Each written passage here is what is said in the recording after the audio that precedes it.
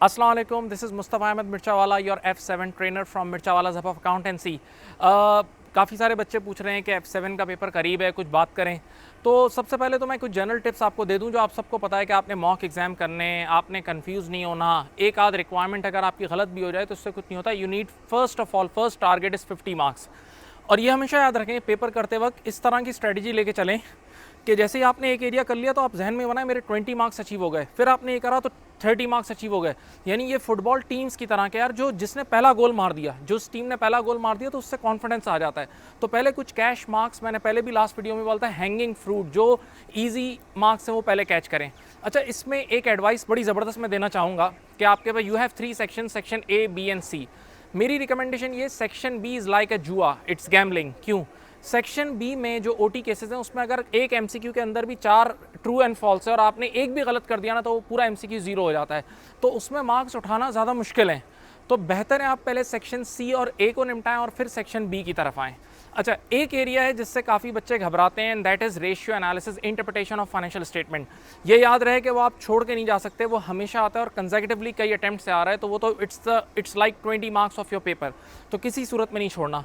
उसमें सबसे पहली तो एक एडवाइस ये है कि आप, पहली चीज़ कि अक्सर बच्चे किट का सलूशन देखते हैं या वो जो पास्ट पेपर का सलूशन देखते हैं वो घबरा जाते हैं, बोलते हैं यार इतना मुश्किल तो हम नहीं लिख सकते, और वाकई नहीं लिख सकते।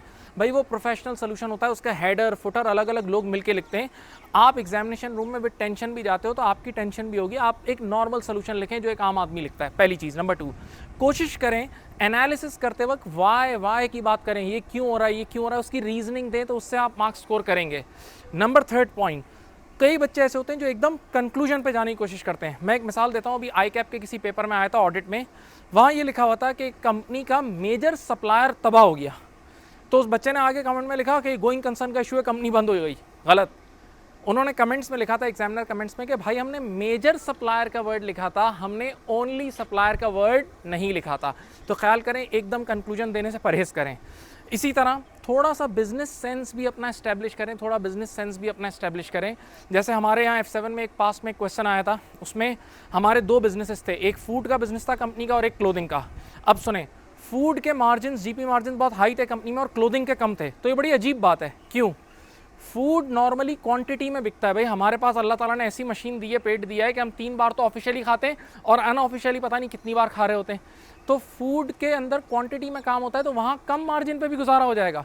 जबकि क्लोथिंग में हम शर्ट्स कभी कभार ख़रीदते हैं तो उसमें क्वांटिटी कम बिकती है, तो वहाँ लोग मार्जिन हाई रखते हैं। तो अब आपने कमेंट करना था कि ये रियल लाइफ के बिल्कुल अलग चीज़ है, यानी फूड के इतने हाई मार्जिन इस वजह से हो सकता है हमारा कोई स्पेशल टेस्ट हो, लाइक नैंडोज, या कोई स्पेशल सॉसेज हमारे पास, या इस तरह की चीज़ हो। तो कुछ रियल लाइफ से भी आपने कनेक्ट करना है। एक चीज़ और मैं बताता हूँ कि चीज़ों को डिग डाउन करने की भी सोच लाएँ, डिग डाउन। एक मिसाल देता हूँ, ये एक सवाल आया पास में कि 2 कंपनीज़ हैं जिनको आपने कंपेयर करना है। कंपनी ए अपने एसेट्स बाय करती है, यानी प्लांट एंड मशीनरी बाय करती है। तो जब कंपनी ए अपनी प्लांट एंड मशीनरी बाय करने पे यकीन करती है ना, तो उनकी बुक्स में गवर्नमेंट ग्रांट नज़र आ रही है क्योंकि डायरेक्टली गवर्नमेंट ग्रांट रिसीव की है। लेकिन कंपनी बी लीज पे एसेट लेती है, लीज पे, तो अब कंपनी बी के बुक्स में गवर्नमेंट ग्रांट नज़र नहीं आ रही। अब ज़रा एक चीज़ सोचिएगा, लेकिन कंपनी बी खुद लेसी है और उसने लेसर से लिया है। सुने, तो उस क्वेश्चन में लिखा हुआ था कि कंपनी बी को कम इंटरेस्ट रेट पे लीज पे मिला हुआ है, इंटरेस्ट रेट कम है एज कम्पेयर टू कंपनी ए। उसकी वजह क्या हो सकती है, ज़रा सुनिएगा।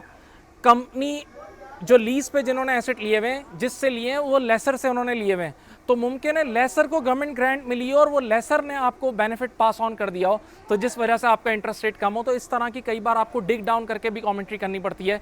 उम्मीद है ये बातें आपको समझ में आ गई होंगी। अपना ख्याल रखिएगा। अल्लाह हाफिज़।